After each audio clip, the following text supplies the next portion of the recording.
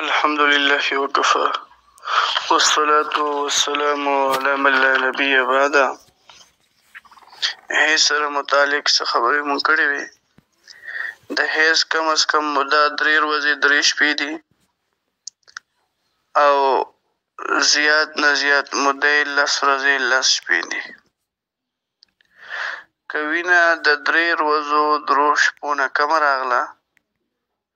او دې نه پس 15 ورځې مکمل د صفحې تېرې شوې نو دا به حیض نه وي، ولې چې دا د 3 ورځو 3 شپو نه وینه کمه راغلې ده. که یو منټ هم د 3 شپو 3 ورځو نه کمه وینه راغله، یعنی 1 منټ کم 72 غنټې وینه راغله، نو دا حیض نه دی،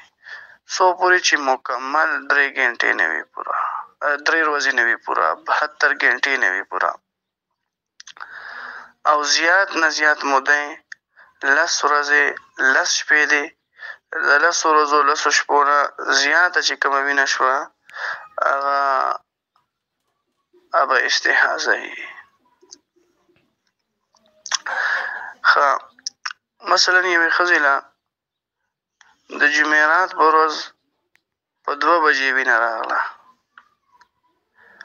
او د اتوار په ورځ 3 بجې وینه شوه بنده شوه، نو دا به حیض وي، ولې وینه 3 ورځې 1 غنټه وچلېده. او که چېرې دا د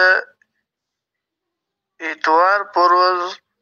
1:30 بجه 1 بجه دا وینه بنده شوه، نو چونکې دا د 3 ورځو 3 شپو نه یعنې د 72 غنټې نه لږه کمه راغلې ده، نو وینه لږه کمه ده، نو بهرحال دا به حیض نه وي، دا به استحاضه وي. نو د حیض کم از کم موده 3 ورځې 3 شپې او زیات نه زیات موده 10 ورځې 10 شپې. بله خبره دا یاد ساتئ چې د حیض ابتدا او انتها، د حیض ابتدا به کله نه شروع کېږي، وینه چې کله د فرج داخل نه بهر راشي نو دا د حیض ابتدا ده.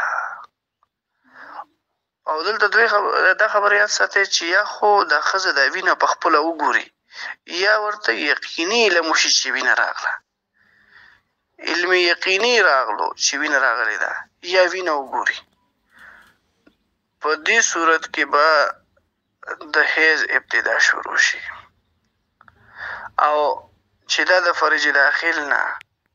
بهر راوځي، اوس که چېرې دا د فرج داخل نه بهر راوتې ده او وینه بهر په کپړو باندې لا ظاهره شوې نه ده، نو چونکې بهر خو راوتې ده که نه، نو د حیض ابتدا شروع شوې ده. ګوره که یوې ښځې څه شی داسې طریقه اختیار کړله او دا وینې د فرج داخل نه بهر وتو نه روکه وکړه او وینه بهر رونه وته، معلوم چې کېښودو بل څه وکړو، نو دې باندې به د حیض حکم نه لګېږي. د حیض حکم به هله لګي چې کله دا وینه بهر راوځي، څومره پورې بهر نه راوتې څه طریقې سره روکو شوې ده، نو دا به د حیض ابتدا به نه شروع. او د حیض انتها هغه وخت دی چې کله د ښځې آخري ځل دا وینه کتلې ده، آخري ځل چې کله وینه کتلې ده نو دا د حیض انتها ده. لکه یوه ښځه ده چې د شپې وده کېده نو هغې وینه وکته چې سهار راپاڅېده وینه نه وه، وینه ختمه شوې وه، نو اوس به دا خپل ځان د حیض نه پاکه په هغې ټیم ګڼي چې کوم ټیم آخري ځل دې وینه کتلې ده، نو بالفرض دې د ماسخوتن لمونځ نه دی کړی، دا به د ماسخوتن لمونځ راګرځوي، د هغې قضا به کوي.